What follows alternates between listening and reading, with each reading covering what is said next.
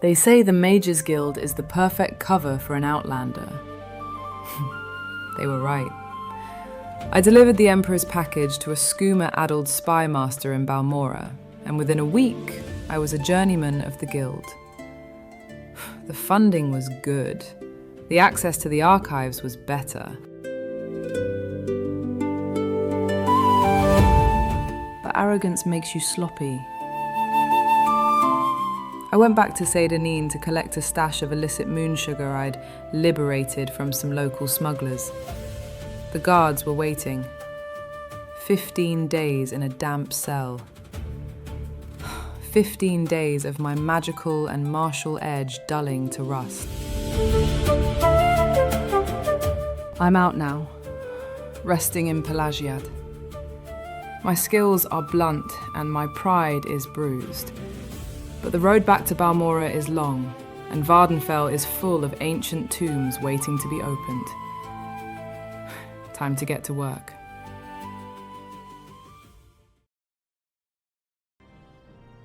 Welcome back, episode 2 of the Tamrielic Record, as we go on playing through with our character Ravani Sadri, as we are making our way back to Balmora, and we're taking the long way, going on foot as we leave Pelagiad. As here in the recap, we spent 15 days in prison because we got caught with some moon sugar in Seyda Neen. And we lost all of the soul gems that we had acquired from Galbadir. And so we're going back on foot, taking the long way, because, well, I want to see what there is to see in this area. You never know. We're a treasure hunter, after all. There might be some treasure to be found.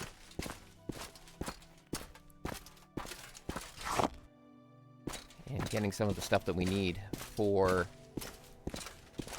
more alchemy. We want to try to level up our alchemy a bit in this game.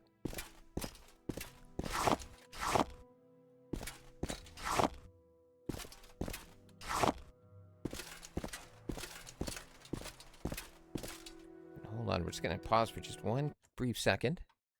So I just realized that my docs are not open. So let's get that set up so that way I can see if any of you fine folks who are watching want to talk with me.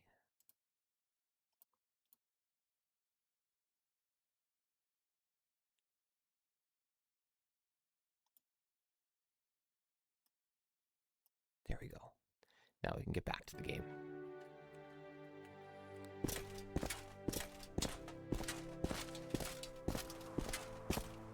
I want to thank those of you who do watch every episode. Episode 1 will be up on YouTube very shortly.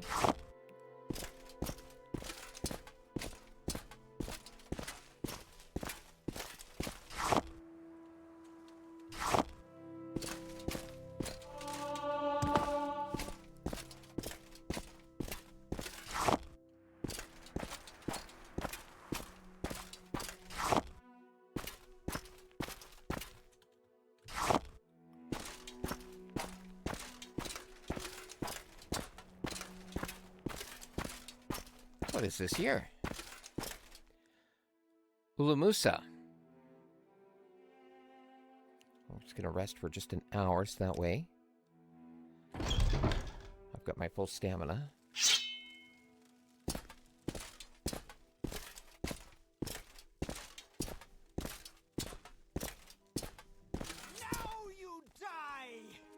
I have no idea who you are. Oh, you're a level 6 agent. Oh boy, this is gonna...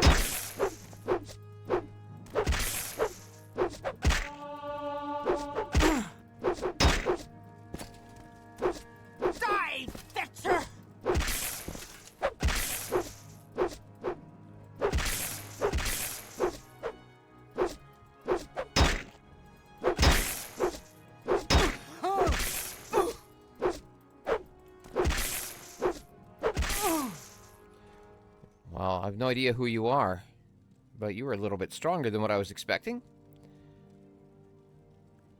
Wow.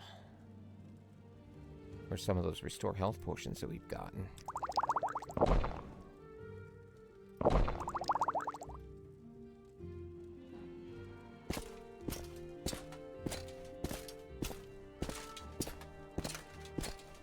Let's see what else we can find down here.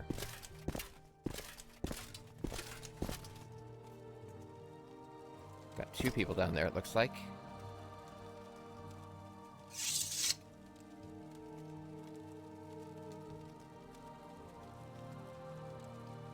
Have our fireball spell.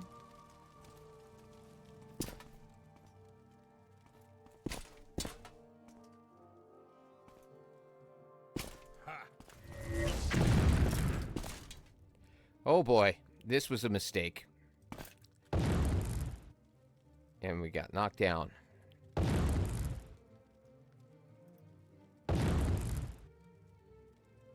We're stuck.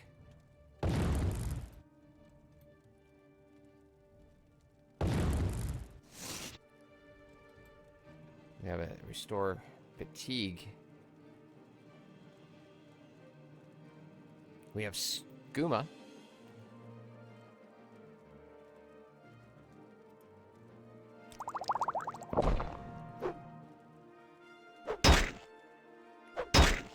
And we're dead. Well, that was a mistake to come into here. I think we're just going to end up coming back to life right in Pelagiad. It's not a bad thing. So, we're not going in. Wow, that was a lot more higher level than what I was expecting. We're not even level 2, we're still level 1.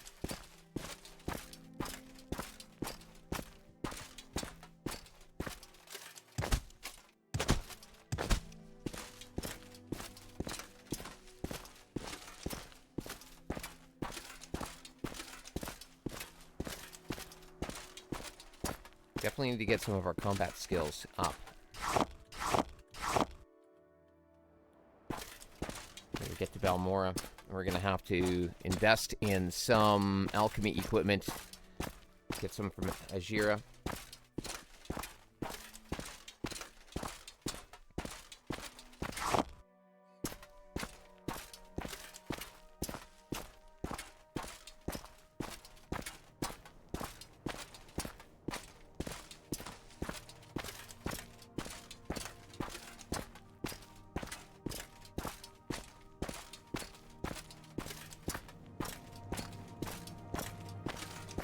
Try our luck again, though. I'm a sucker for exploration. The Liran Ancestral Tomb. Again, we'll rest for an hour. That's going to restore our fatigue. It's also going to autosave for us.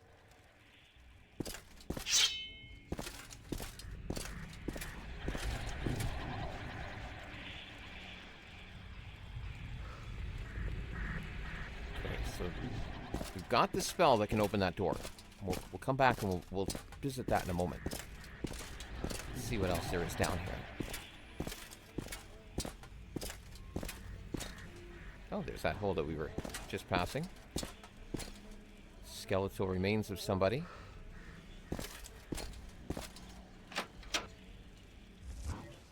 Oh. Bone Walker.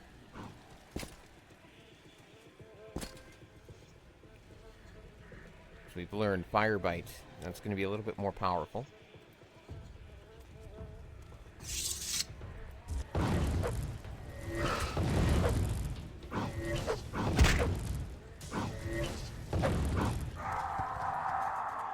And we've killed the Bone Walker. And we got another soul gem. So we're starting to get heavy on the weight, though. We're going to have to be careful with what we pick up. Okay.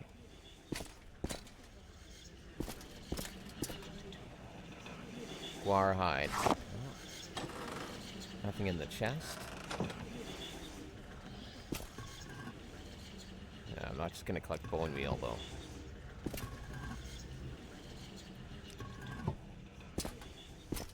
A book.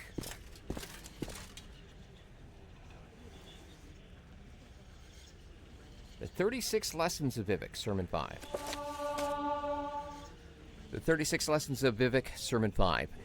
Finally, the simulacrum of the Netchaman's wife became unstable. The Dwemer in their haste had built it shoddily, and the ashes of Red Mountain slowed its golden tendons. Before long it fell on its knees beside the road to the lands of the Indoril and pitched over, to be discovered 80 days later by a merchant caravan on its way to the capital of Veloth and on Amalexia. Vivek had not been among his people all the days of his pre-life, so he stayed silent and let the Chimmer in the caravan think that the simulacrum was broken and empty. A Chimeri warrior who was protecting the caravan said, "Look here how the Dwemer try to fool us as ever, crafting our likenesses out of their flesh metals. We should take this to the capital and show our mother Aeam. She will want to see this new strategy of our enemies." But the merchant captain said, "I doubt that we will be paid well for the effort.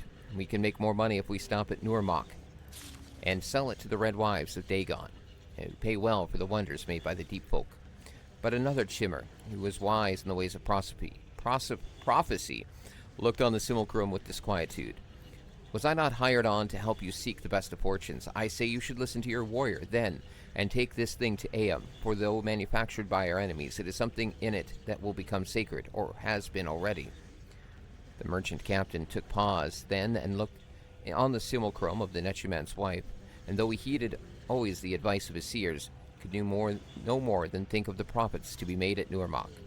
He thought mainly of the Red Wives' form of recompense, which was four-cornered and good-wounded, a belly magic known nowhere else under the moons. His lust made him deny Aeam his mother. He gave order to change course for Nurmok. Before the caravan could get underway again, the Chimeri warrior who had counseled a passage to the capital threw his money to the merchant captain and said, "I will pay you thus for the simulacrum, and warn you, war is coming with the shaggy men of the north, and I will not have my mother Aeam at uneven odds with one enemy while tending to another." "Nerevar," the merchant captain said, "this is not enough. I am triune in my own way, but I follow the road of my body and demand more." Then Vivek could not remain silent any more and said into Nerevar's head these words, "You can hear the words, so run away. Come, Hortador. Unfold into a clear unknown. Stay quiet until you've slept in the yesterday, and say no elegies for the melting stone." So Nerevar slew the merchant captain and took the caravan for his own. The ending of these words is Almsebi. I'm going to take the book.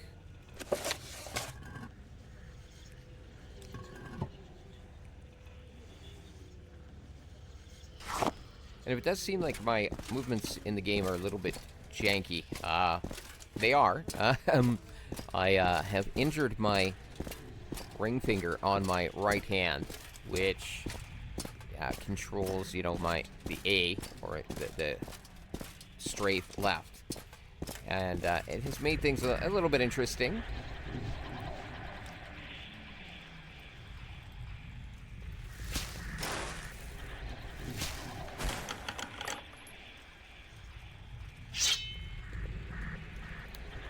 There's a magic potion. Oh, I've got some here.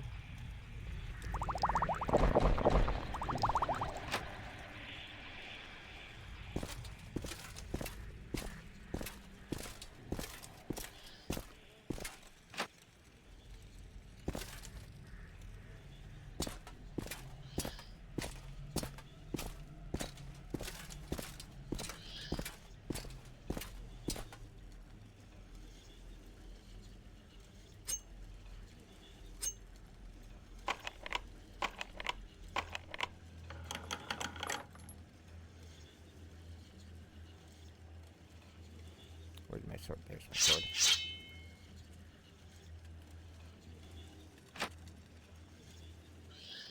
Here we go.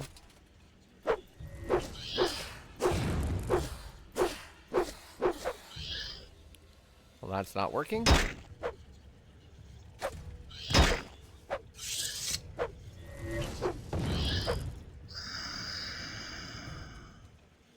I will take that ectoplasm, no? Messenger scroll. Summon Scamp for 60 seconds on self. Well, that can be very handy. Let's see what else we've got in here. Absorb willpower. In the chest, a chitin club and a chitin short sword.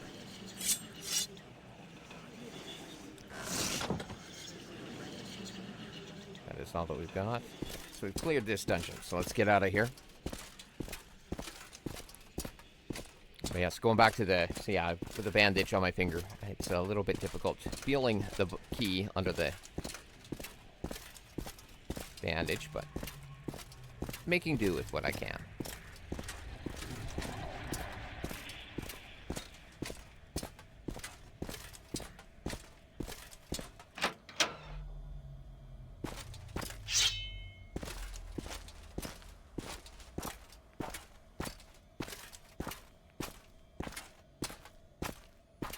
Well, we don't really have the space to pick anything else up.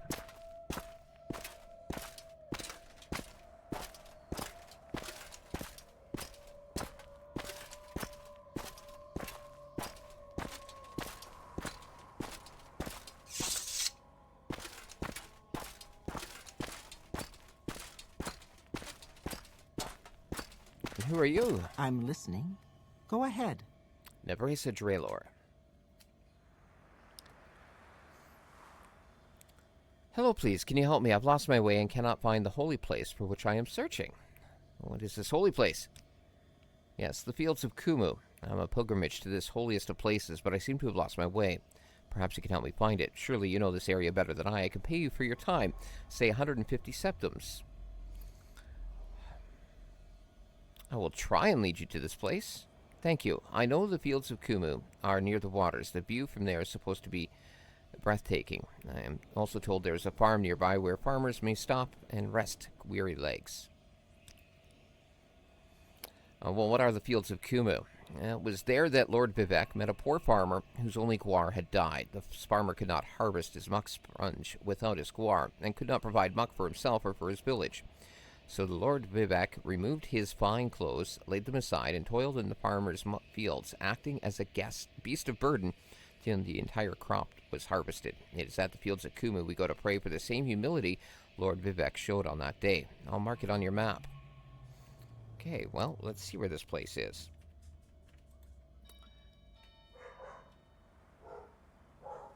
Oh, and I'm going to pause here for just a moment as well. We're going to take a bit of a break as I just had my doorbell go off. So give me a second, and I'm going to see what that's all about. So hold here for just one moment.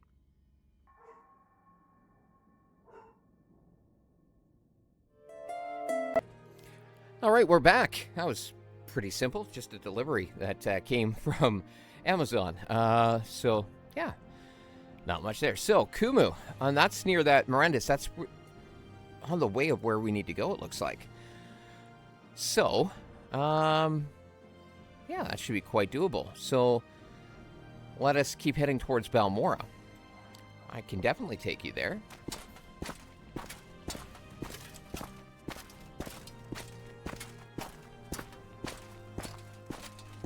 I hope this lady knows how to fight.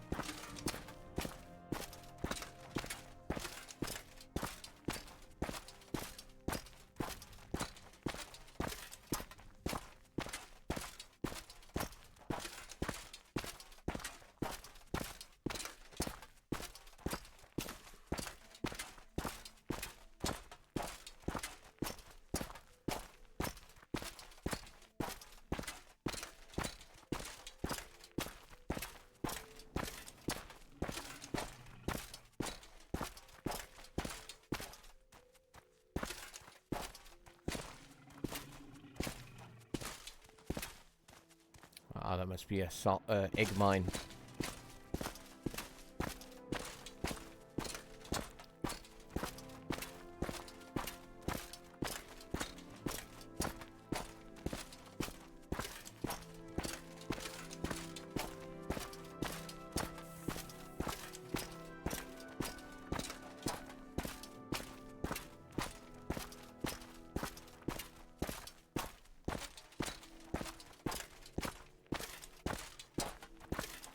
I hope we're going in the right direction. Let's look at the map. Well, yes, we're heading towards Balmora.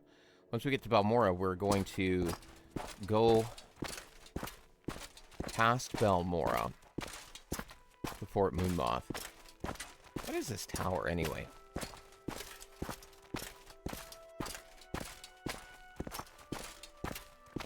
I don't want to risk anything right now. just leave that be as for now.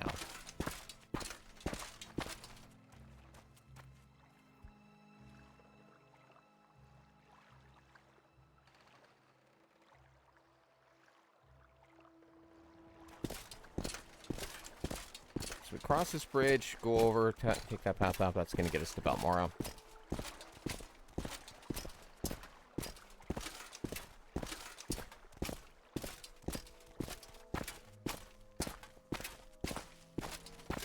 Time is it?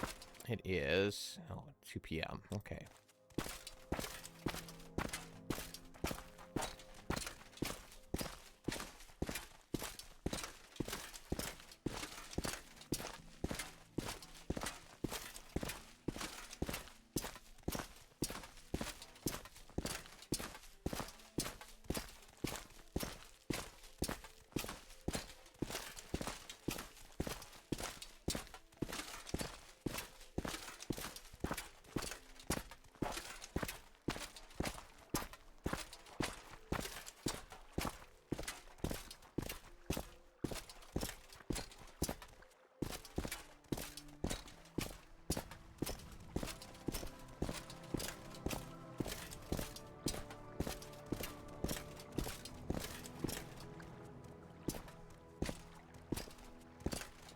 Oh, they're keeping up with me. I can hear their footsteps.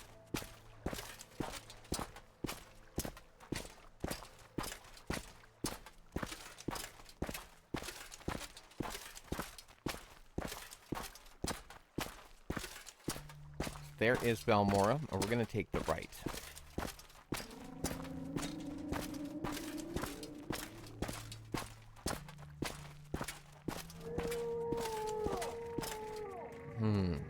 That could be a full day's voyage. Or hike. Well, you know what? We're going to do it anyway. It's going to take us into the night, but we got to get this poor lady to Kummu. So let's get her there.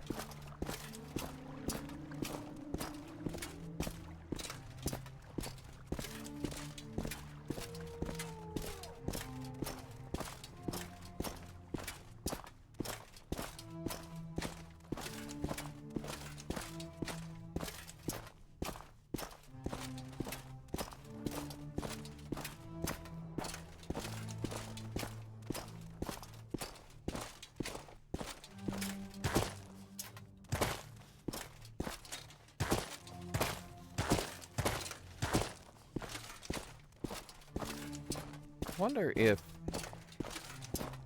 Fort Moonmoth. I wonder if no, I don't think it has any beds for me. So we want to go on the southerly route.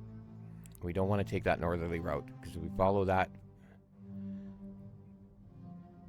yeah, there's a bridge, and then we run into all sorts of bad stuff trying to get there. So we're just going to stay this way. We're going to take that lady. We'll circle back if we have to, check in Balmora. And then we'll hit the Mirandis. And then we've got to go to Silipond and Panabi. We have to convince somebody to join the Mages Guild. And then we got to collect some dues along the way.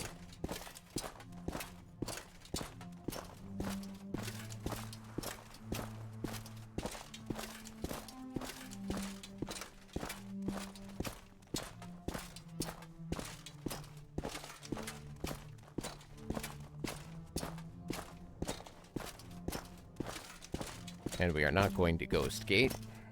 The very name of the place is horrifying.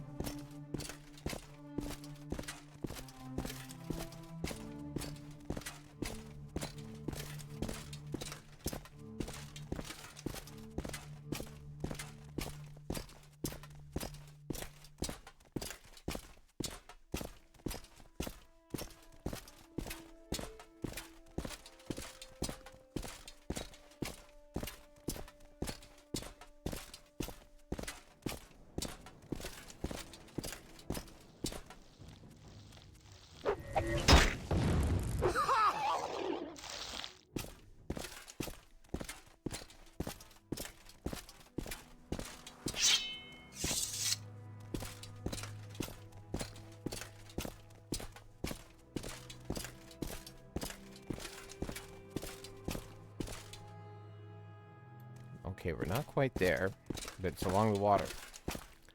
What is this place? Let's ask one of these gentlemen here what this is. Matsera. I don't know you. What do you want? Well, tell me about Morrowind. In case you don't know, weapons and armor are less effective when they get worn out. Repair them yourself if you have the skill, or take them to a smith for repair. Okay, well, let's see if this person's a little more friendly. Wealth beyond measure, Outlander. Rael Golram. I don't know you. What do you want? Well, fine. Well, look at all these things. I'm not going to take any. All this gold. These are offerings of some sort. This is a shrine. Does it tell me the signage? No. Okay. Oh. Well, here we go. Here is a thing, and it doesn't tell me. Well, let's keep going. We're going to stay this way, because it's going to stay along the water. So from the Fields of Kummu, we can see the water, and it's breathtaking.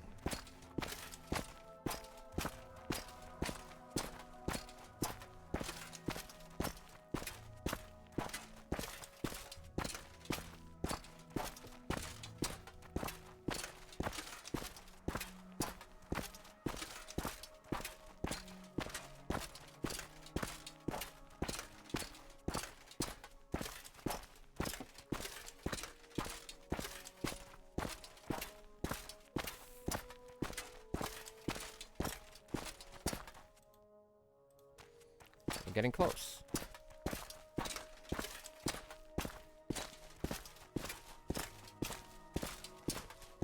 Here's the water.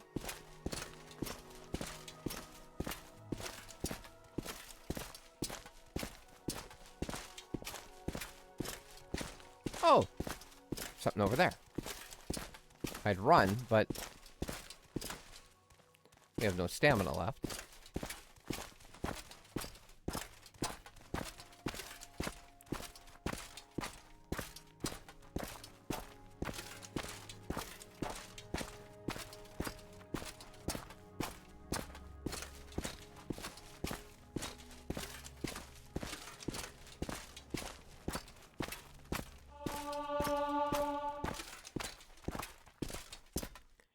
Thank you for your help, Ravani Sadri. Here's the payment I promised you. May all of your travels be safe. 150 gold has been added to our inventory. Okay.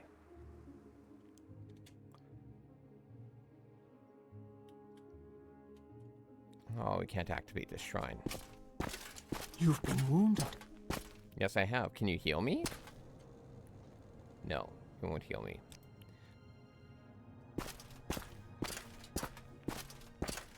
Well, what time is it?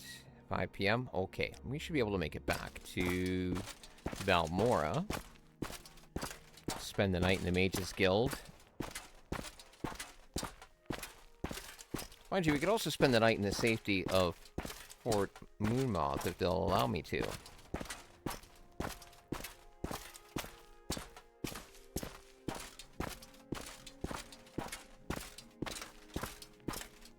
But we do have some items that we want to get rid of, so it might be worth paying a visit to Revere as well.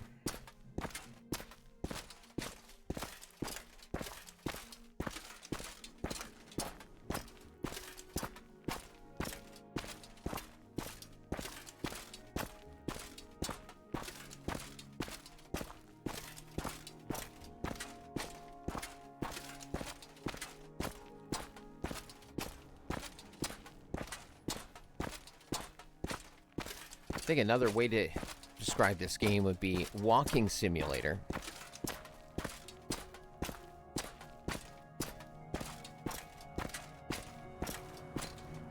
As much as I love the story of the game, the fact that we have to walk everywhere is a pain in the butt.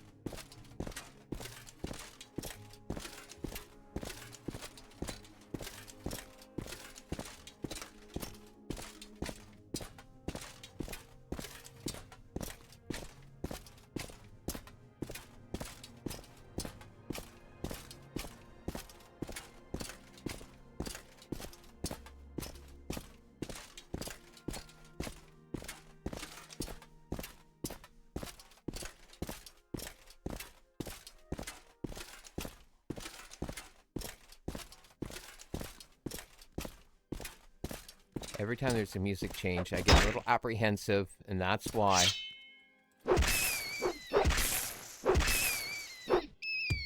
There, we killed the rat.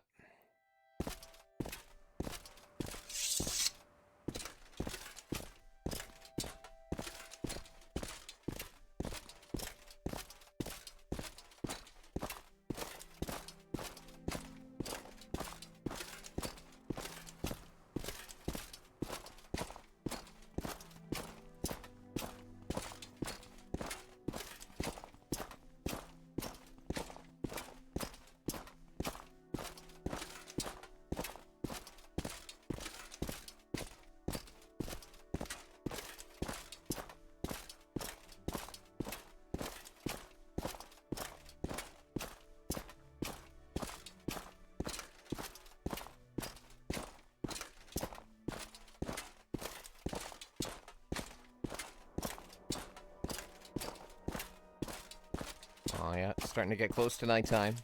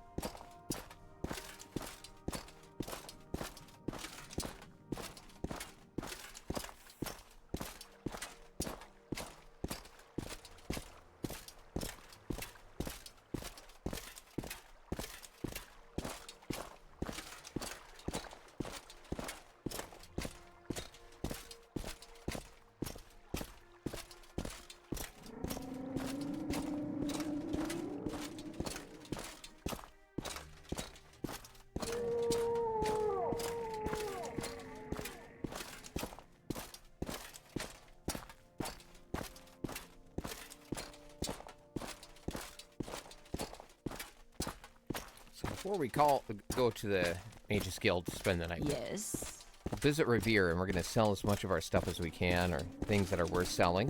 We want to cut down on the amount of weight that we're carrying, because we are carrying a lot of weight. A lot of that is potions. Not all these potions are we going to use. Hello, Revere. No, we've already talked about your Daedric weapons. They're not real Daedric weapons. Okay. Messenger scroll, summons camp. Actually, I want to keep that. That might be handy. Soul trap. Yeah, because we've got an empty gem. These scrolls of Icarian flight. I don't know if we need them, but okay. So we've already read, so we're going to sell that. And we've got this Chitin short blade. Well, let's get rid of that. Not very much. He'll give us. Same with the club. Common amulet.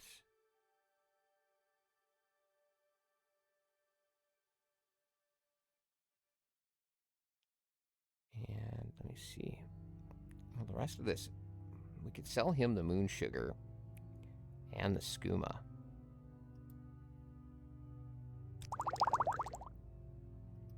That gets that out of our inventory.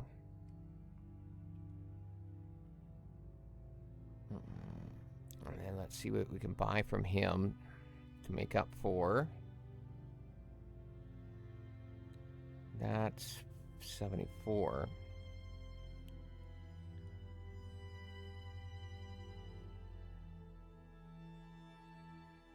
Steel Tanto.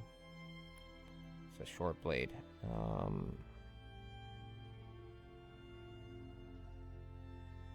He doesn't have very much that's useful to us. So maybe we will not sell him all of the moon sugar. We'll sell him 6. All right. There we go. So that's lessens up our weight a little bit. We're at 182. A good chunk of that, too, is our armor. We are wearing heavy armor. And that will always cause problems. We've got a steel cuirass, heavy helm. Cuirass is what weighs the most. It's 20 pounds.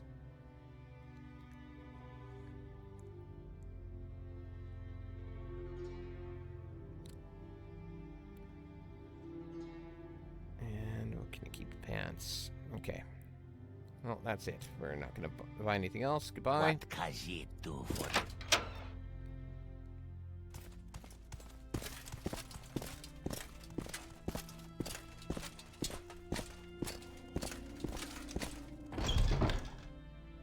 Wonder if another one of those assassins is going to jump us. That's like printing money. Please, go ahead, Outlander. I'm listening.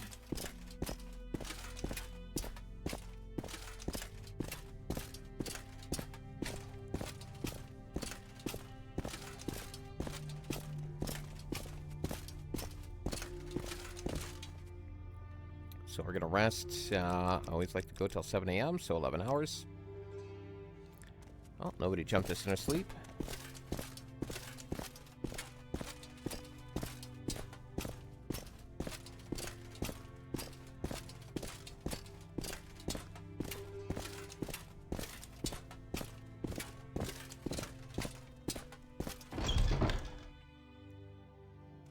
Okay. Off we go. Off to Solipund.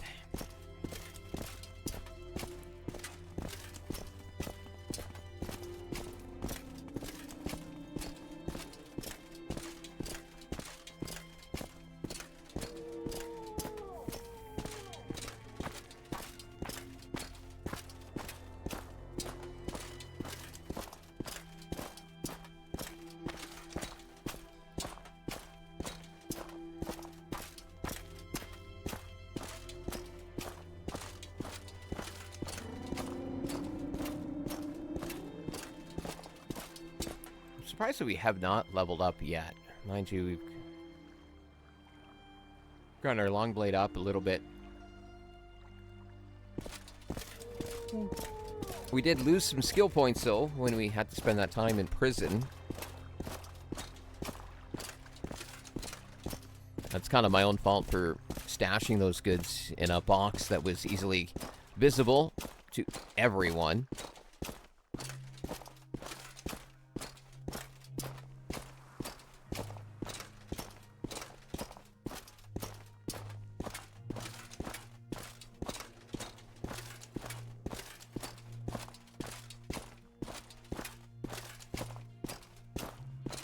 Okay, we're gonna save because we do have. There is also the guy at the other side of this bridge that we've got to get by, and he's tough. Got to make sure that we've got lots of stamina, and we've got our magickas full. Spells, we've got our fire. Okay. Poison would help too. Resist shock, okay.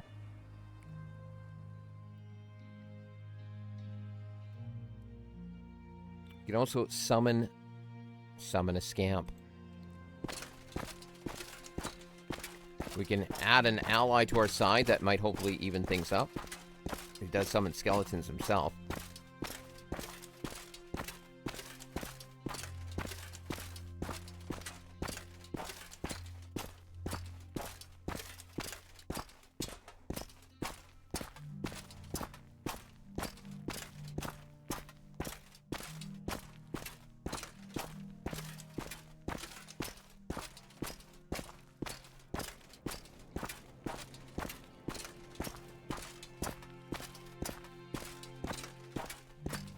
Okay.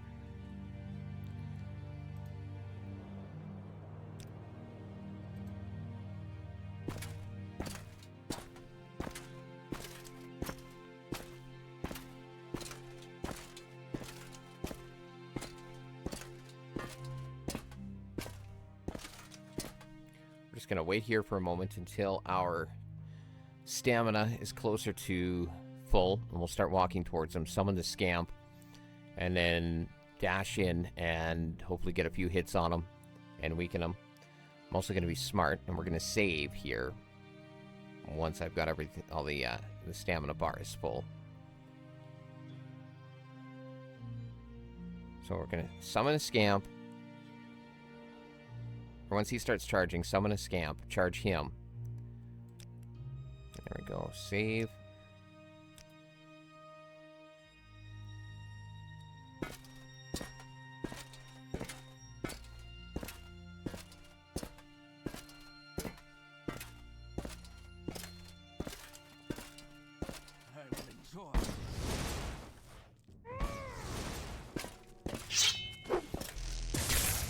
Oh boy, that hurts.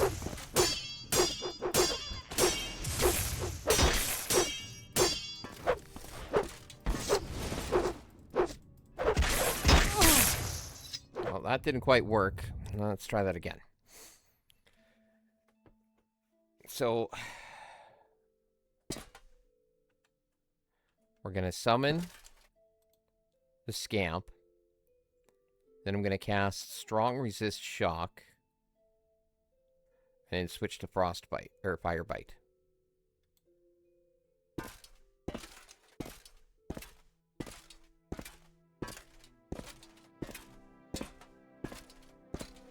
You make this too easy.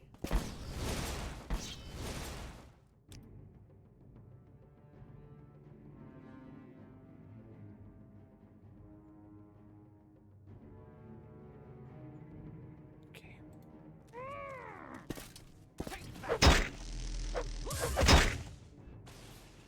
Okay, Strong Resist Shock.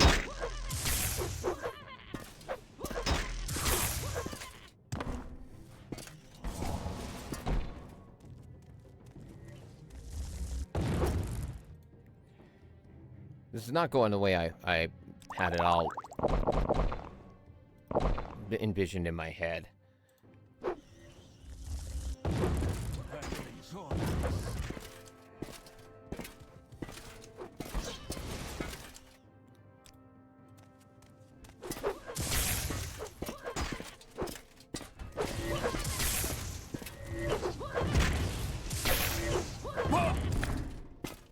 We got him. All right. Well, I don't want a one-handed war axe, especially when it weighs 24 pounds. Iron cuirass, so that's useless compared for me. So nothing that he has that I want. Let's see what he was protecting here. Steel keg, we got some emeralds.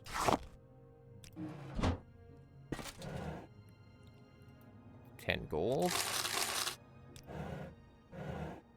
10 gold.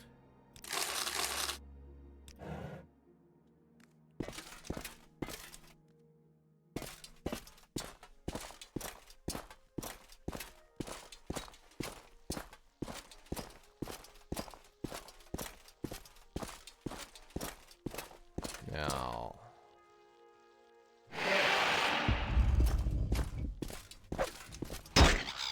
Oh, great. Now we got to deal with the cliff racer. Not for long.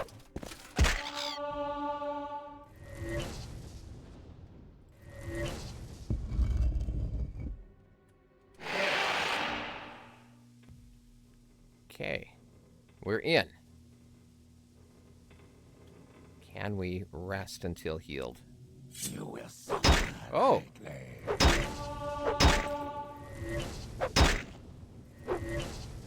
Oh, we don't have enough magicka. Oh, great. Okay, well, let's do this.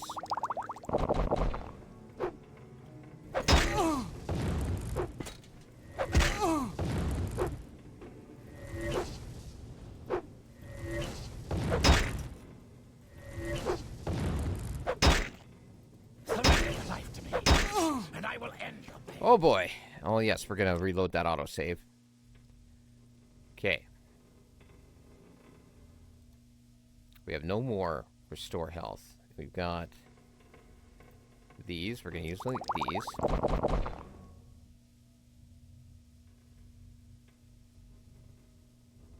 There we go. That's all that we can do for now.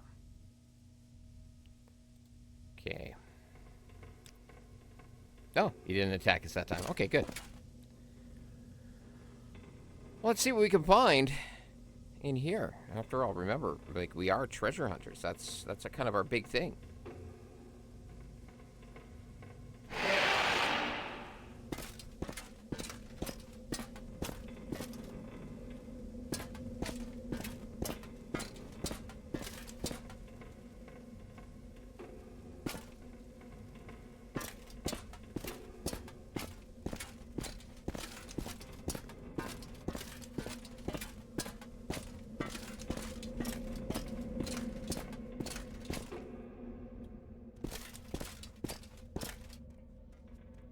Flynn.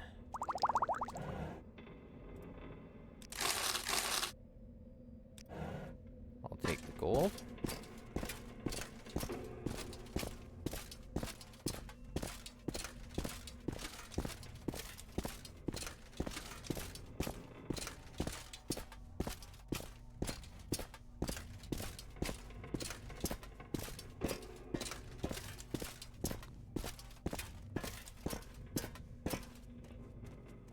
Here's somebody walking around.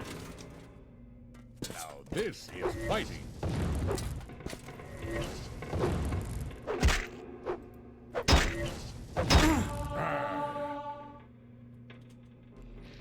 I'll take your gold, good sir.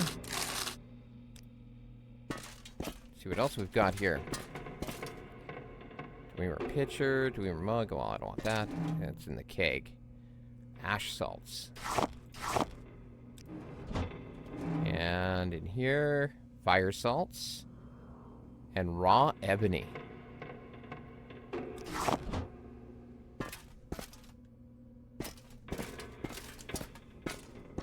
What's this way? Weeping Bell Hall. Okay.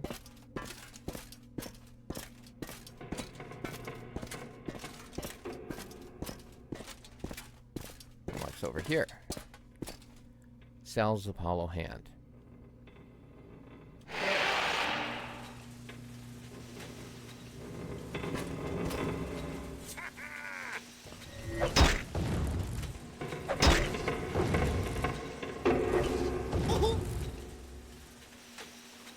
We're making good headway here. Belt, dagger, common shirt. Oh, nothing worth taking. More raw ebony. That's got its weight of 10, and I want to have a little bit of carry space for other things. Scrap metal, again, don't need that. A ruby, though. I will take a ruby. Fire salts. Fire salts have actually got some value to them, as does, of course, a ruby and an emerald.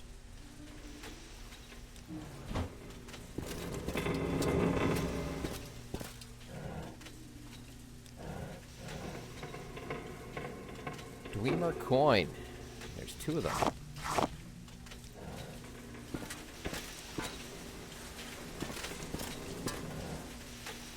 More gold.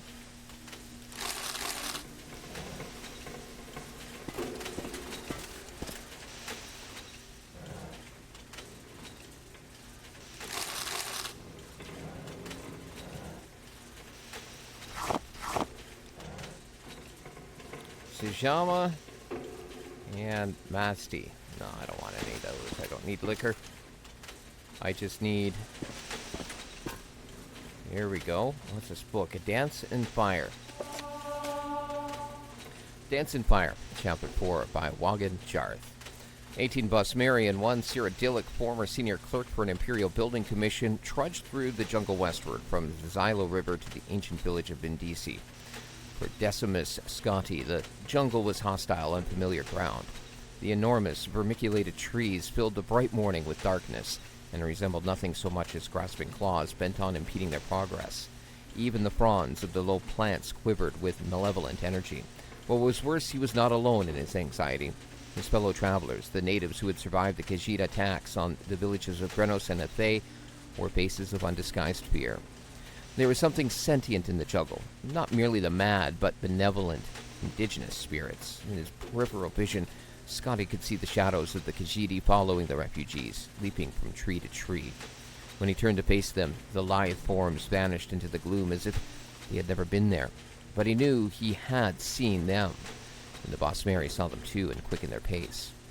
After 18 hours, bitten raw by insects, scratched by 1,000 thorns, they emerged into a valley clearing. It was night, but a row of blazing torches greeted them, illuminating the leather rock tents and jumbled stones at the hamlet of Vindisi. At the end of the valley, the torches marked a sacred site, a gnarled bower of trees pressed closely together to form a temple. Wordlessly, the Busmeri walked the torch arcade toward the trees. Scotty followed them. When they reached the solid mass of living wood, with only one gaping portal, Scotty could see a dim blue light glowing within. A low sonorous moan from 100 voices echoed within. The Busmeri maiden he had been following held out her hand, stopping him. "You do not understand, but no outsider, not even a friend, may enter," she said. "This is a holy place." Scotty nodded and watched the refugees march into the temple, heads bowed. Their voices joined with the ones within. When the last wood elf had gone inside, Scotty turned his attention back to the village. There must be food to be had somewhere. A tendril of smoke and a faint whiff of roasting venison beyond the torchlight led him. There were 5 Cyrodiils, 2 Bretons and a Nord. The group gathered around a campfire of glowing white stones, pulling steaming strips of meat from the cadaver of a great stag. At Scotty's approach, they rose up, all but the Nord, who was distracted by his hunk of animal flesh. "Good evening. Sorry to interrupt, but I was wondering if I might have a little something to eat. I'm afraid I'm rather hungry. After walking all the day with some refugees from Grenos and Athay." They bade him to sit down and eat, and introduce themselves. "So the war's back on, it seems," said Scotty amiably. "Best thing for these effete do-nothings," replied the Nord in between bites. "I've never seen such a lazy culture. Now they've got the Khajiit striking them on land and the High Elves at sea. If there's any province that deserves a little distress, it's damnable Valenwood." "I don't see how they're so offensive to you," laughed one of the Bretons. "They're congenital thieves, even worse than the Khajiit, because they are so blessed meek in their aggression." The Nord spat out a gob of fat which sizzled on the hot stones of the fire. "They spread their forests into territory that doesn't belong to them, slowly infiltrating their neighbors, and they're puzzled when Elsewhere shoves back at them. They're all villains of the worst order." "What are you doing here?" asked Scotty. "I'm a diplomat from the court of Gehenna," muttered the Nord, returning to his food. "What about you? What are you doing here?" asked one of the Cyrodiils. "I work for Lord Atreus' building commission in the Imperial City. One of my former colleagues suggested that I come down to Valenwood. He said the war was over, and I could contract a great deal of business for my firm, rebuilding what was lost. One disaster after another, and I've lost all my money. I'm in the middle of a rekindling of war, and I cannot find my former colleague." "Your former colleague," murmured another of the Cyrodiils, who had introduced themselves as Regulus. "He wasn't by any chance named Leodes Juris, was he? You know him?" "He lured me down to Valenwood in nearly the exact same circumstances," smiled Regulus grimly. "I worked for your employer's competitor, Lord Vanek's men, where Leodes Juris and also formerly worked. He wrote to me asking that I represent an Imperial building commission and contracts in both war construction.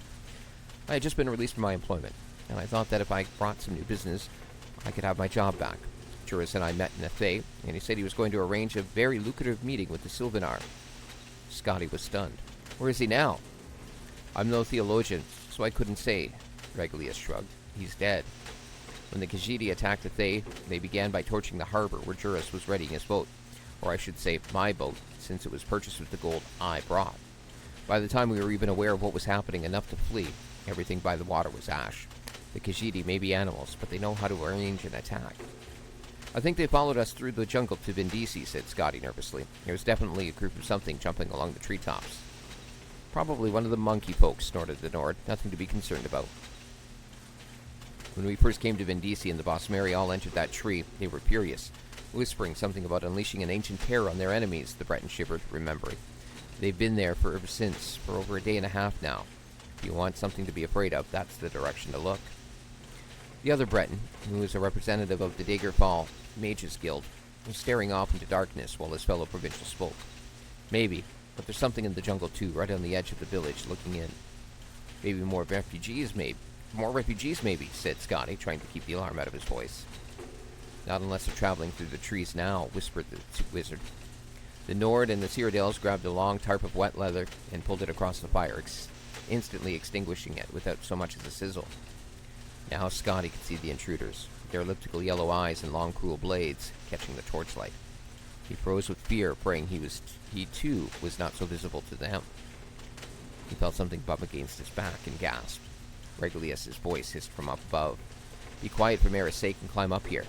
Scotty grabbed hold of the knotted double vine that hung down from a tall tree at the edge of the dead campfire. He scrambled up it as quickly as he could, holding his breath lest any grunt of exertion escape him.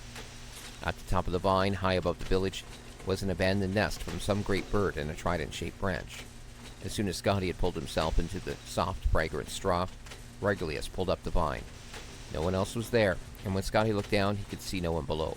No one, that is, except the Khajiit, slowly moving towards the glow of the tree temple. "Thank you," whispered Scotty, deeply touched that a competitor had helped him. He turned away from the village and saw that the tree's upper branches brushed against the mossy rock walls that surrounded the valley below. "How are you at climbing?" "You're mad," said Regulus under his breath. "We should stay here until they leave." "They burned Vindisi like they did Athay and Grenos. We'll be dead, sure as if we were on the ground." Scotty began the slow, careful climb up the tree, testing each branch. Can you see what they're doing? I can't really tell. Regulus stared down into the gloom. They're at the front of the temple. I think they also have, it looks like long ropes trailing behind them off into the pass. Scotty crawled onto the strongest branch that pointed toward the wet, rocky face of the cliff. It was not a far jump at all. So close, in fact, he could smell the moisture and feel the coolness of the stone. But it was a jump nevertheless, and in his history as a clerk, he had never before leapt from a tree 100 feet off the ground to a sheer rock. He pictured as a mind's eye the shadows that had pursued him through the jungle from the heights above. How their legs coiled to spring, how their arms snapped forward in an elegant, fluid motion to grasp. He leapt. His hands grappled for rock, but long, thick cords of moss were more accessible. He held hard, but when he tried to plant his feet forward, they slipped skyward. For a few seconds, he found himself upside down before he managed to pull himself into a more conventional position. There was a narrow outcropping jutting off of the cliff where he could stand and finally exhale. Regulus! Regulus! Regulus! Scotty did not dare to call out. In a minute, there was a shaking of branches, and Lord Bannock's man emerged. First a satchel, then his head, then the rest of him. Scotty started to whisper something, but Regulus shook his head violently and pointed downward. One of the Khajiit was at the base of the tree, peering at the remains of the campfire. Regulus awkwardly tried to balance himself on the branch, but as strong as it was exceedingly difficult with just one hand. Scotty cupped his palms and then pointed at the satchel. It seemed to pain Regulus to let it out of his grasp, but he relented and tossed it to Scotty. There was a small, almost invisible hole in the bag, and when Scotty caught it, a single gold coin dropped out. It rang as it bounced against the rock wall in the descent, a high, soft sound that seemed like the loudest alarm Scotty had ever heard. Then, many things happened very quickly. The Cathay Rot at the base of the tree looked up and gave a loud wail. The other Khajiit followed in chorus as the cat below crouched down, then sprung up into the lower branches. Regulus saw below him, climbing up with impossible dexterity and panic. Even before he jumped, Scotty could tell he was going to fall. With a cry, Regulus the clerk plunged to the ground, breaking his neck on impact. A flash of white fire erupted from every crevice of the temple, and the moan of the Basmari prayer changed into something terrible and otherworldly. The climbing Cathay Rot stopped and stared. Kirgo, it gasped. The wild hunt. It was as if a crack in reality had opened wide. A flood of horrific beasts, tentacled toads, insects of armor and spine, gelatinous serpents, vaporous beings with the faces of gods, all pouring forth from the great hollow tree, blind with fury. They tore the Khajiit in front of the temple to pieces. All the other cats fled for the jungle, but as they did so, they began pulling on the ropes they carried. In a few seconds' time, the entire village of Indisi was boiling with the lunatic apparitions of the wild hunt. Over the babbling, barking, howling horde, Scotty heard the Cyrodiils in crying as they were devoured. The Nord, too, was found and eaten, and both Bretons. The wizard had turned himself invisible, but the swarm did not rely on their sight. The tree the Cathay Rot was in began to sway and rock from the impossible violence beneath it.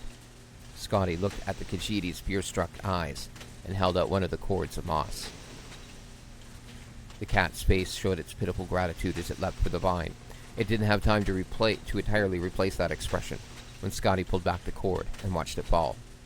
The hunt consumed it to the bone before it struck the ground. Scotty's own jump up to the next outcropping of rock was immeasurably more successful. From there he pulled himself up to the top of the cliff and was able to look down into the chaos that had been the village of Indisi. The hunt's mass had grown out and began to spill out through the pass of the valley, pursuing the fleeing Khajiit. It was then that the madness truly began. In the moon's lights, from Scotty's vantage, he could see where the Khajiit had attached their ropes. With a thunderous boom, an avalanche of boulders poured over the pass. When the dust settled, he saw that the valley had been sealed. The wild hunt had nowhere to turn but on itself. Scotty turned his head, unable to bear the look at the cannibalistic orgy. The night jungle stood before him, a web of wood.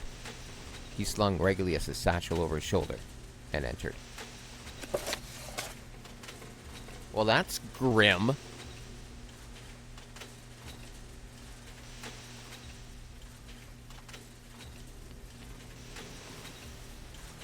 So note to self, don't make the boss for mad. Okay, let's go back this way. We're going to go to that Weeping Bell. The Hollow Centrifuge. There's that other door. table? No, it's just the mug. Okay. Oh, there's somebody there.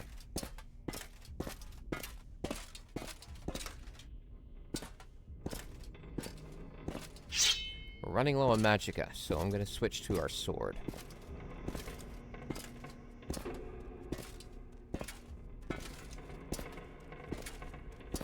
You won't escape me that easily.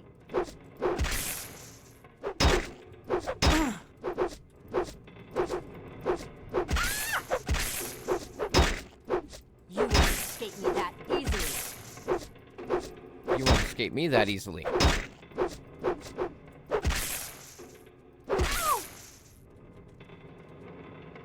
We'll take your little bit of gold. We're starting to really... We've got over 2,500 gold now.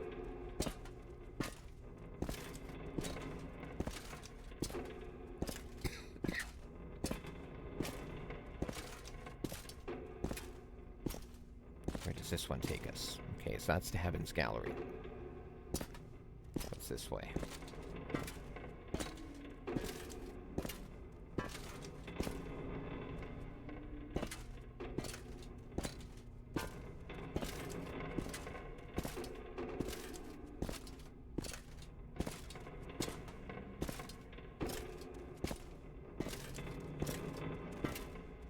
You should have picked an easier opponent.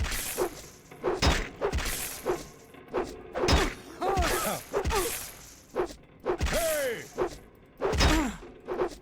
Hey!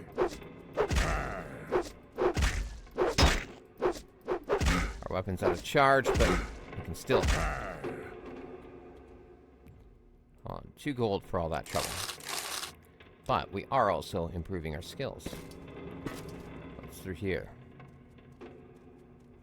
Somebody through that door. I can hear them.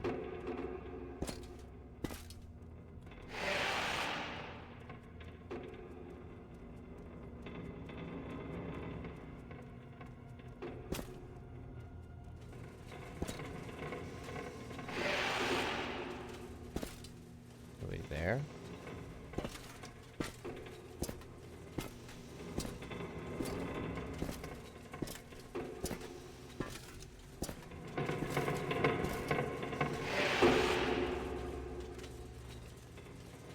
No one can match me.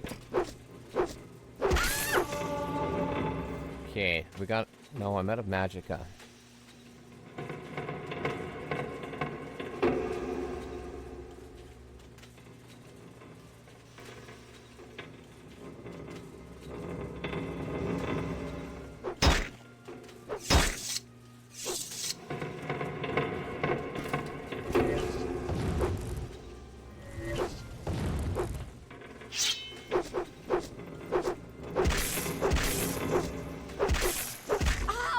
Yeah, we got her. And she's got absolutely nothing. Just some clothes. I don't need a spear. Okay, clothes. Let's see what else we've got in here. Some more of these Dwemer coins.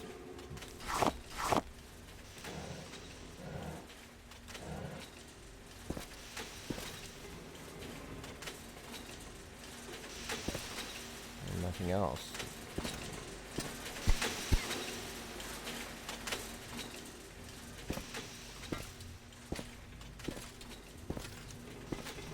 Right.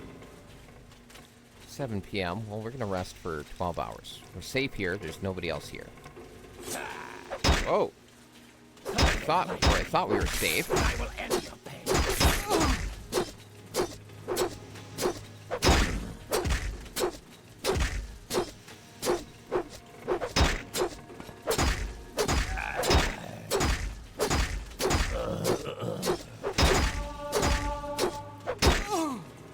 Ah!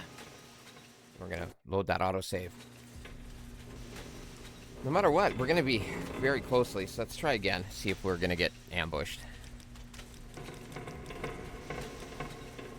Okay, we don't that time. You know what, we're gonna... Let's repair some of these things.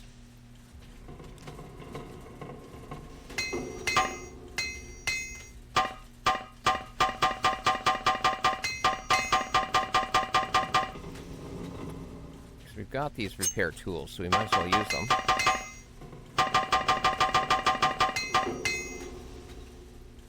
Okay, no more repair tools. Okay. Well, that's actually freed up some weight here for us. We've got that ceramic bowl that Ajir asked us to buy, too.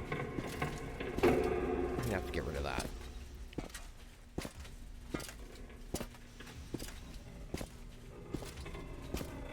Oh, centrifuge. Oh!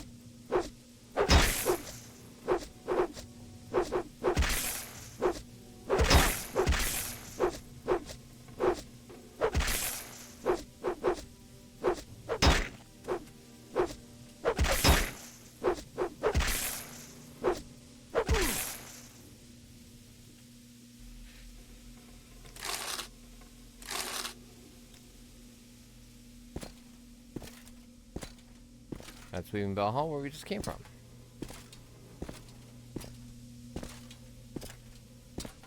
Surrender now, and I might let you live.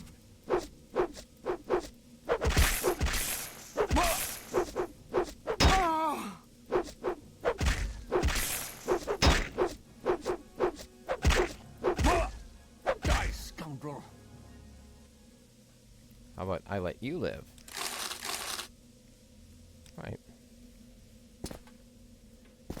Well, I think that pretty much clears out everything that we needed to here, at least for now.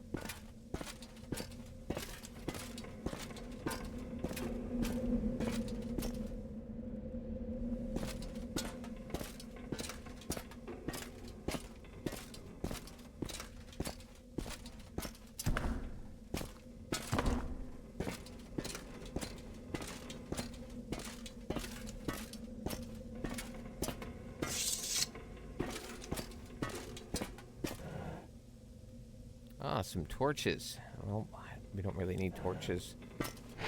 Okay. So we're going to take a short break here. Not very long, maybe about 5 minutes.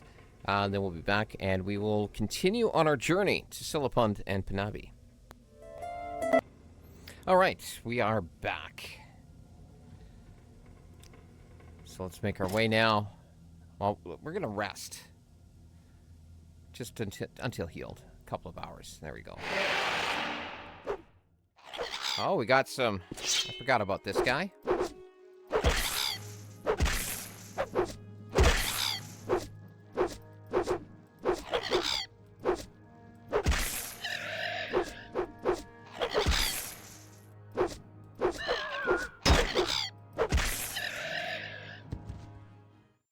Oh, we got rid of the clip racer.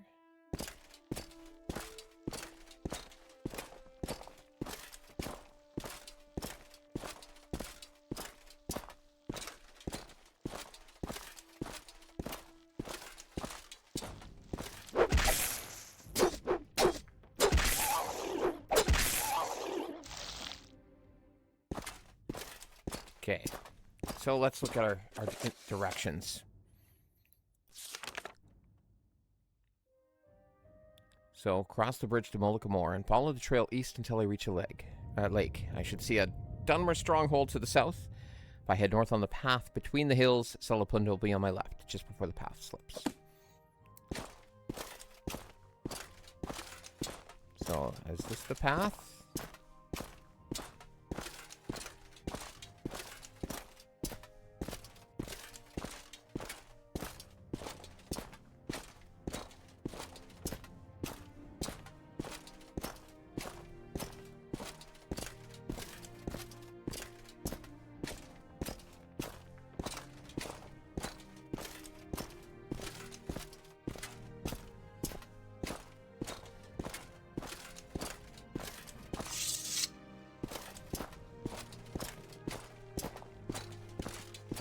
Also work on increasing our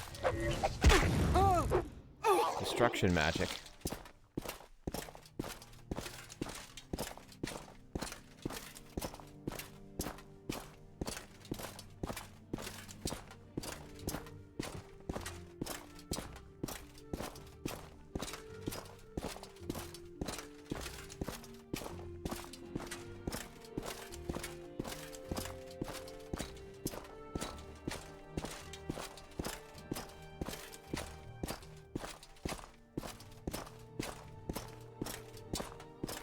There's this place. At least we can know what this is, have it marked on our map.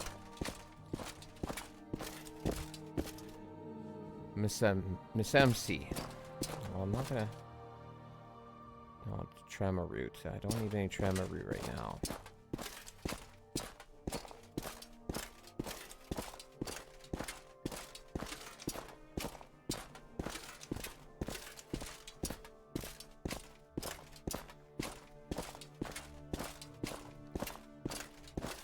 So we're looking for the sign that says Tamrielic Mar.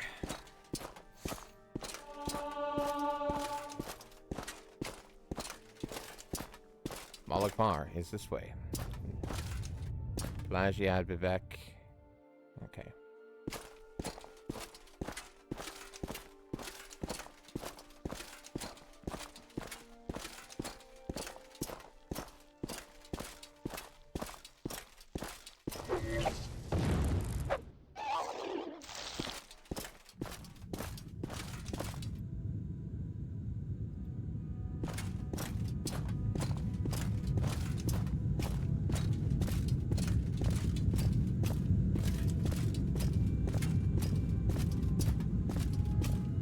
Ancestral tomb.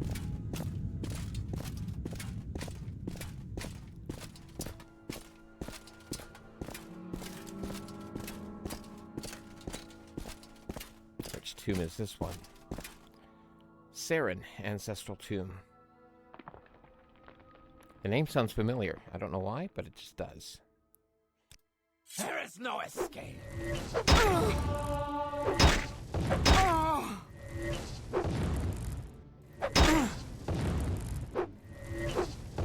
You will suffer.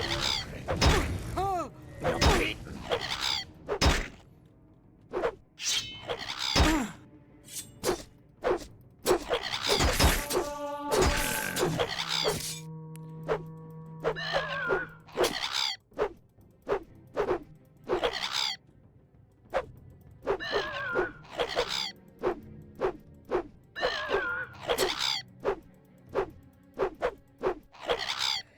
Why can I not hit this thing?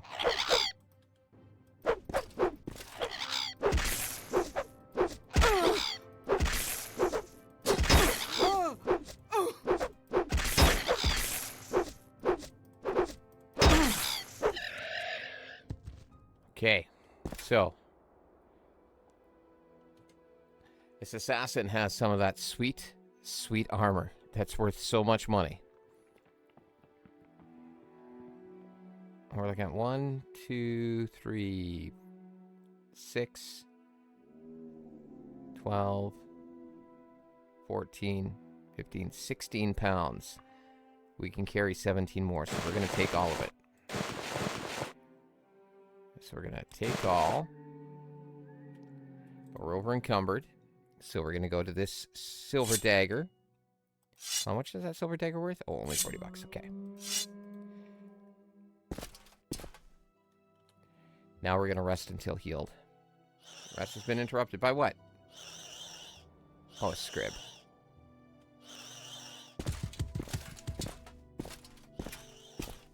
We were going to go in this cave, in here.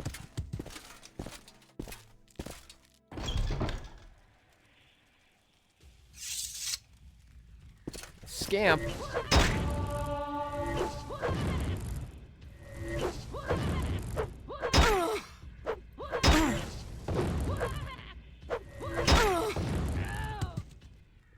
We killed the scamp. I don't know why we came in. We can't carry anything.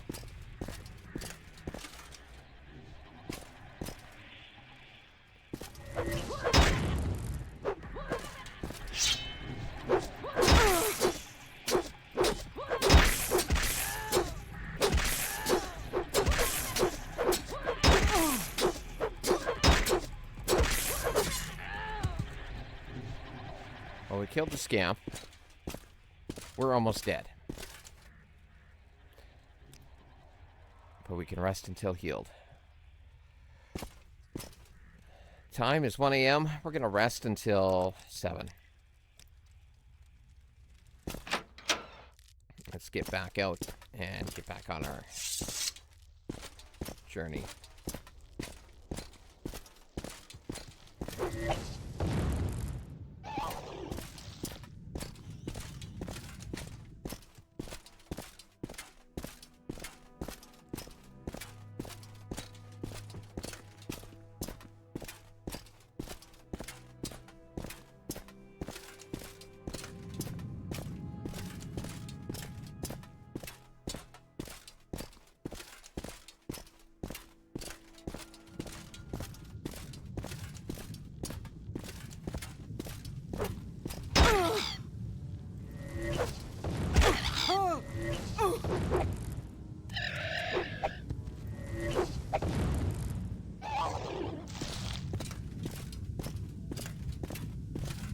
This fire bite spell is a pretty strong little spell. I think we're at least one-shotting things. And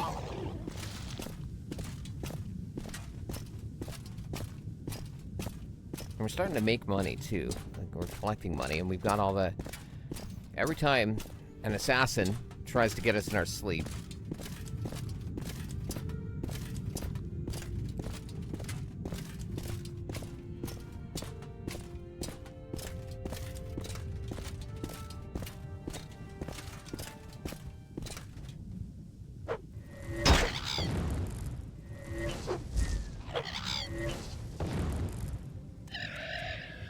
We're at a Magica. No?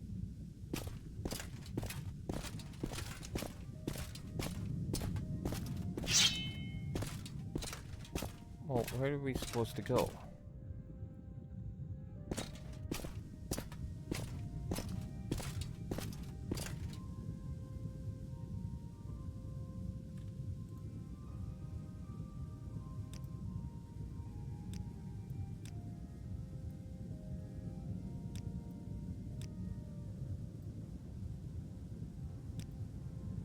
Oh, we did take a wrong turn.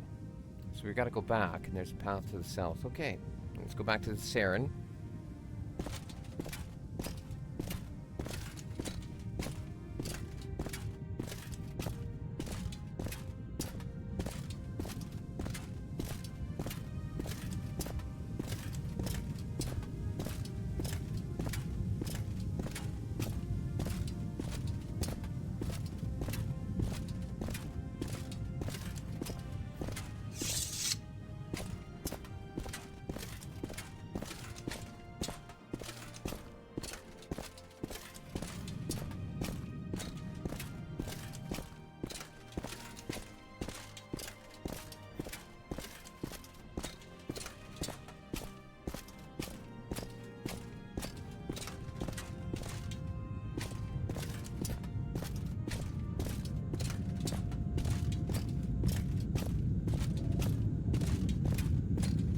Ah, we did miss a signpost.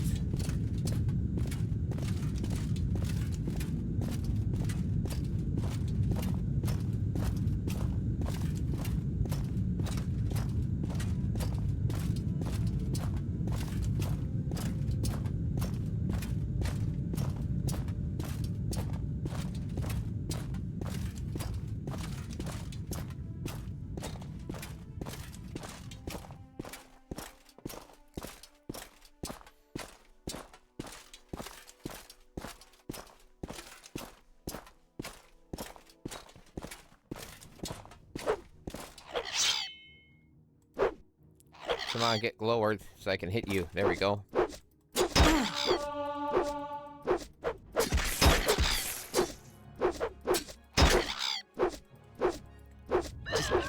Get hit and die.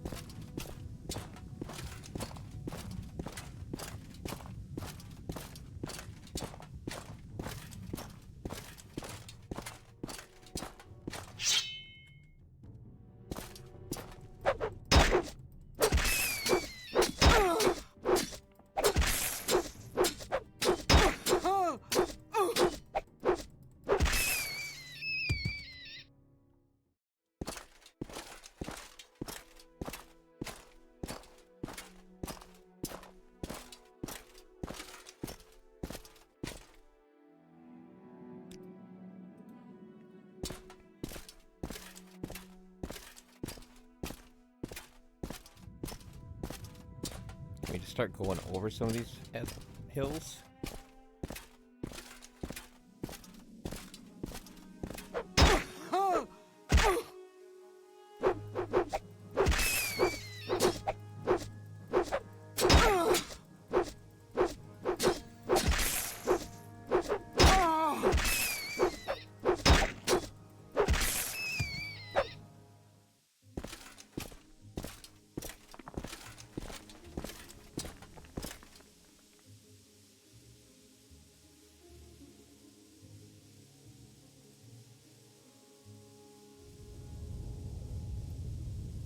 Rest for a moment here and get some of the stamina back. That's the one thing, is the stamina helps us on the attacks. The more stamina we have, the more damage we do.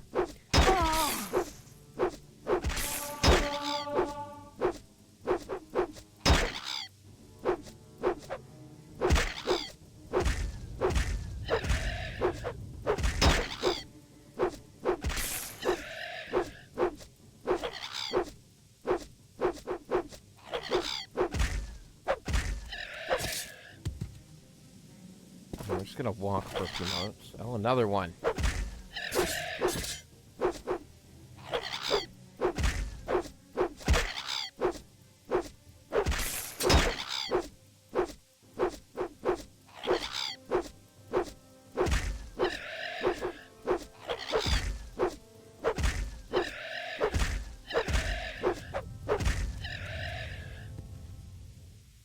I'm going to save right now.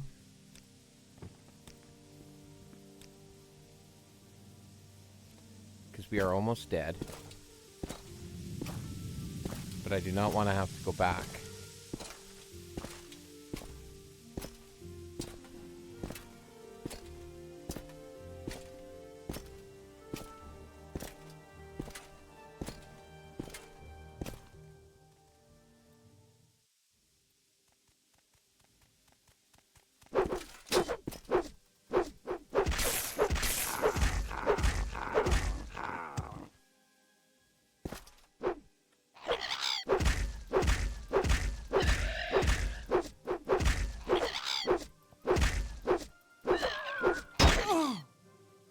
Ah, good thing that we'd saved. Let me see, can I rest here? There.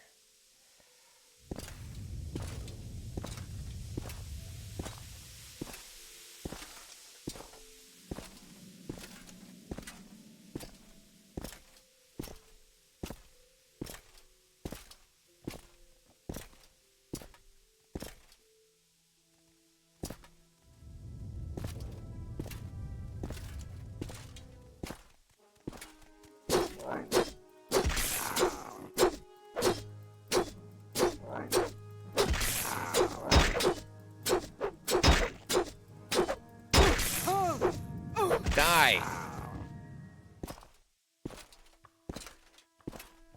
Is this Mirandus?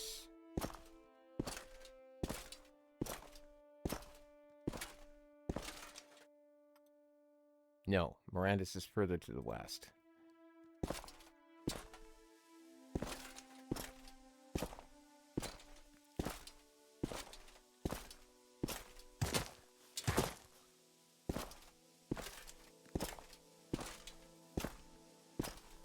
Something.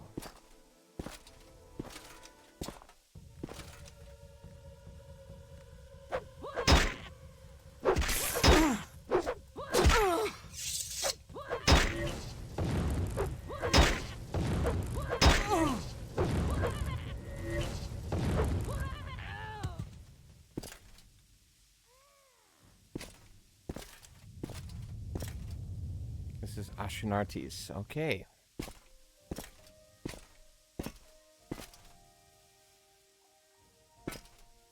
Gonna write that down. We have found a place called Ashnartes.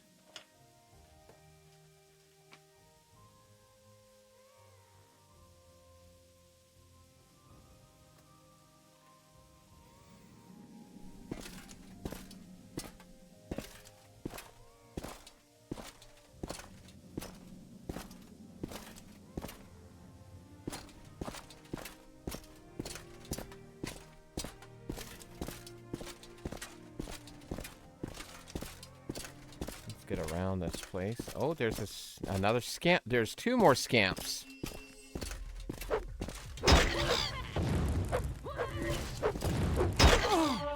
Okay, so we're gonna reload. Okay, that's just from when we slept. We're gonna rest until healed.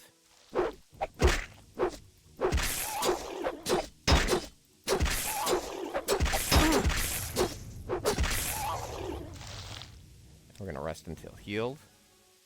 We're gonna go around that Ashenardi's place. Lessons learned.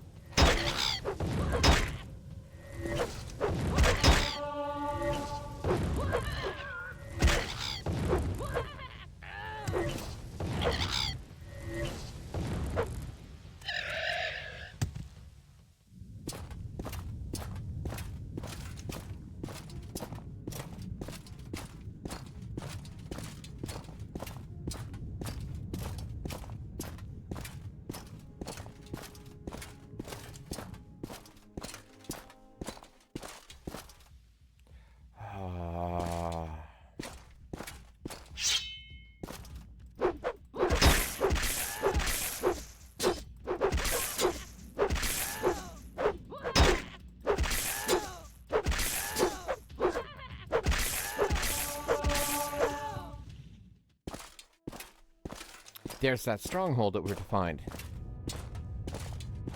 That's gotta be it. Ah.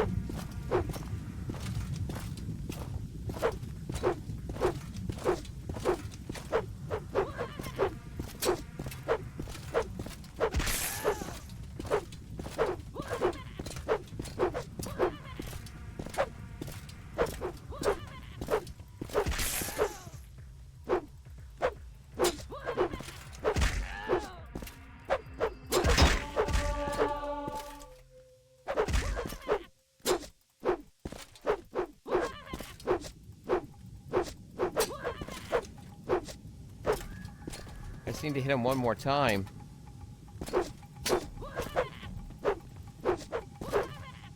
And he just has to hit me one more time. I think I've got him trapped.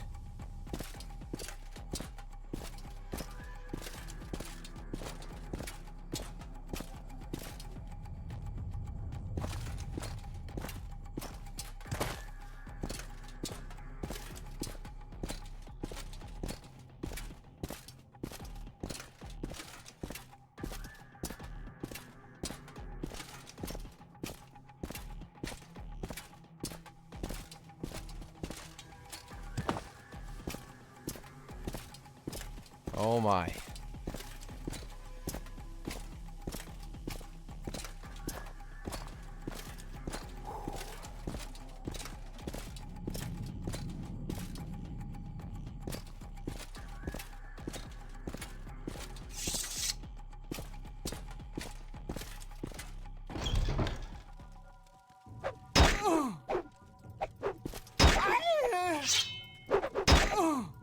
No. How far back do we have to go on the autosave? All the way to here. Great.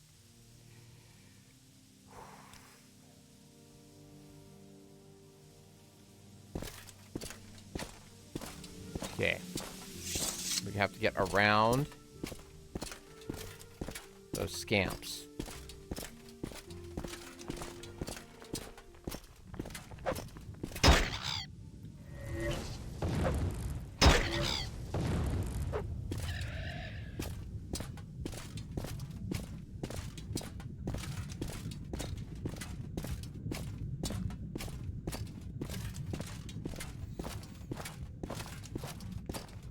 There's that stronghold. We gotta get there.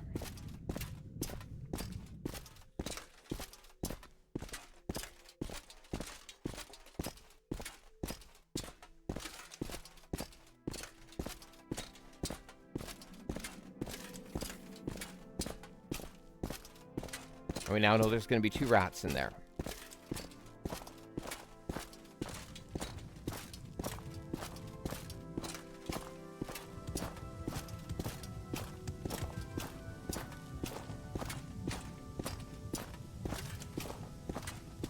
Between the hills. So, there's the lake. There's the path between the hills. We are going to go to this place. We are going to rest.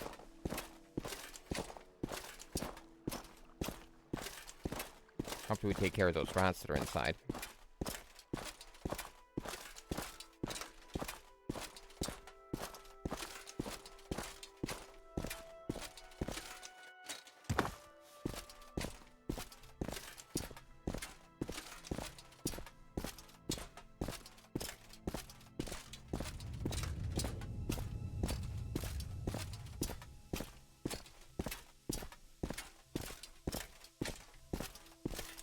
I want to do this journey during the daylight.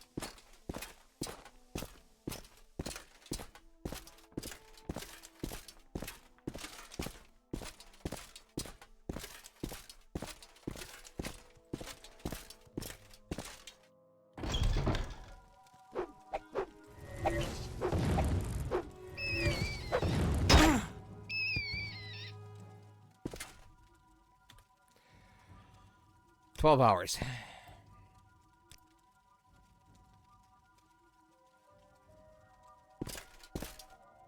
Lormarin propylon. Telicero propylon. What's in here? Do we have anything in these crates? Got some gold. Petty soul gem. Restore willpower. Just a bottle, okay. It's over in this one. Some gold. And some more gold. 2 petty soul gems. We are gonna put that bowl there. We do not need that bowl.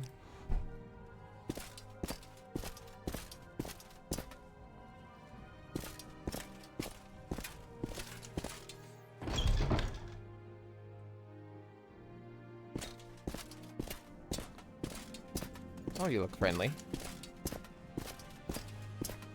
Can we hurry this up? Tevin Athan. I don't know you. What do you want? Tell me about yourself.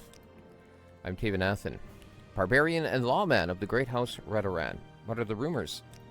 Been told that the Empire has granted a new charter to do some mining on the island of Solstheim. Why anyone would want to go there is beyond me. You have any advice?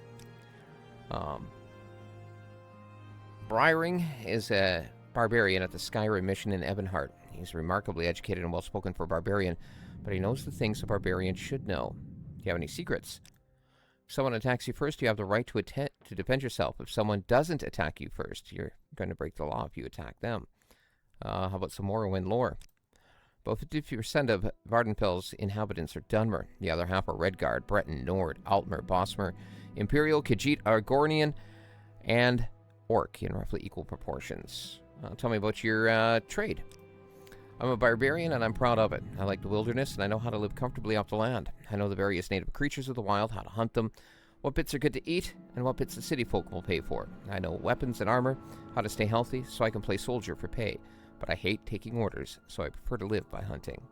Tell me more about Dunmer. We are the dark-skinned, red-eyed elven people of Morrowind. The Westerners call us Dark Elves, but we prefer to call ourselves Dunmer. Anything more about your background? Oh, no. Okay. Goodbye.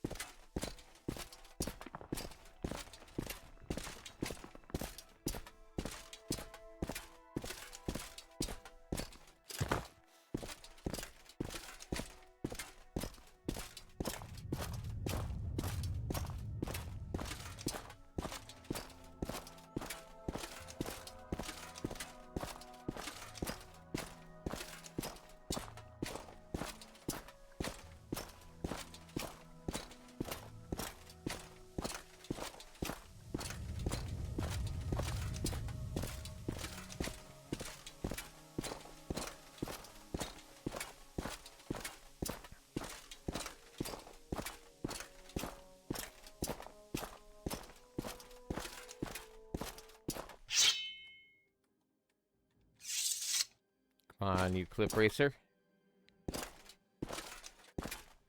That's right. Oh, now you're gonna come. All right. What?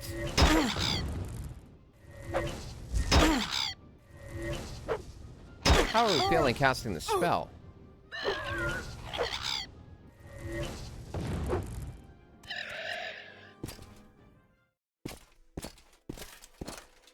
Like, that spell's... Oh, got an 81% chance.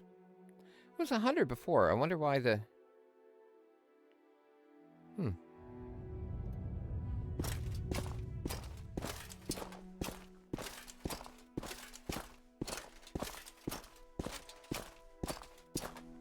Oh, is this it? Pinabi.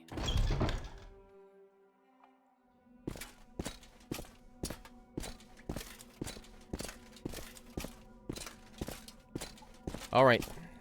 I'm here to collect your dues, Yes, Manwe. Outlander, what do you want? Guild dues. Will you leave me alone if I give you the 2,000 septims? I cannot leave my research unattended. Yes. Here, take the gold and leave me to my work. I advise you to leave here now. We are engaged in very serious research here. If you disturb my colleagues, they may not be very understanding. Okay. I can appreciate that.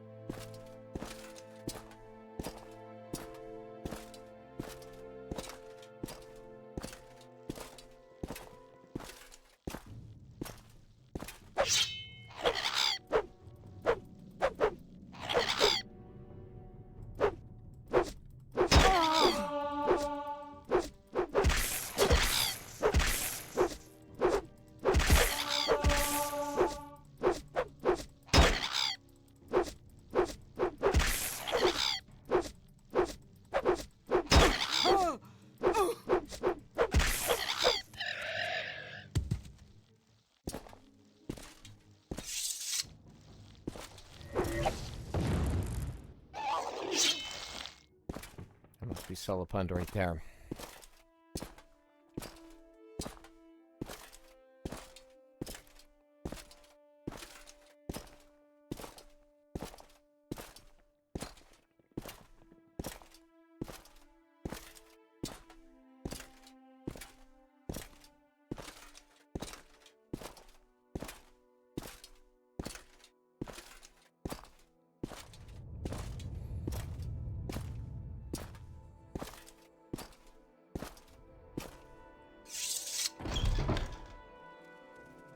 Let's have a sit down with this guy.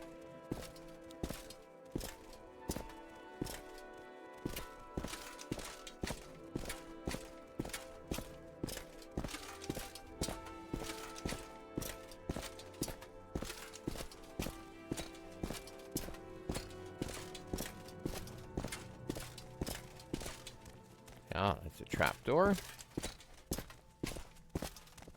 You're wounded, but you'll live. Now move on.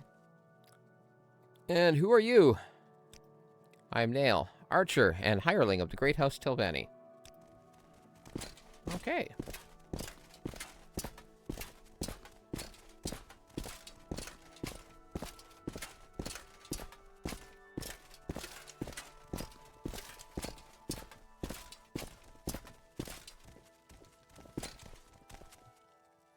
I don't know you. What do you want? Tell me your background. I am Maliel Brolus, spell sword and hireling of the Great House Tilvani. I hope this won't take long.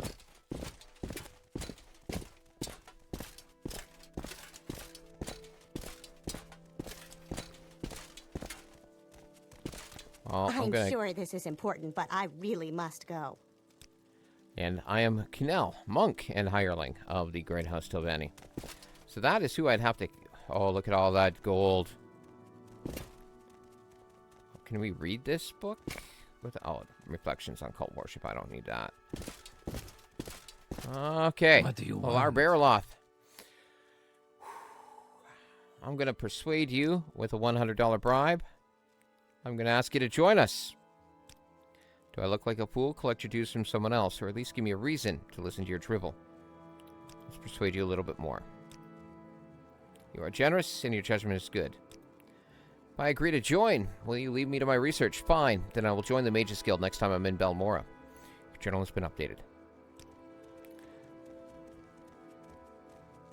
Because looking at the number of people around, there is no way I'm just going to be able to handle any of these people in combat. See if any of these books are... Well, we can't take any of these books. Just seeing if there's anything that would be interesting. Brothers of Darkness. Oh, Chronicles have been shelved. We're going to read it, but put it back. All right. I was hoping that it would give me some skill points, but I guess not. Okay. Well, with that, we're going to have to make the journey now, either back to Belmora or onward to Molegmar. And both of those on foot, because there's no Silt Strider, is going to take a substantial amount of time. So with that, we're going to wrap up this episode. Next episode of the Tamrielic Record. Going to be coming up on Tuesday, this coming Tuesday. Again, shooting for a 2 p.m. start time, 2 p.m. Saskatchewan time, or that's Mountain Time. And we'll go for around 2 hours. And then again, the next one will be coming up on the following week, on the following Thursday. So thank you so much for watching this episode. And we look forward to seeing you back here for our next one coming up in just a couple of days' time on Tuesday.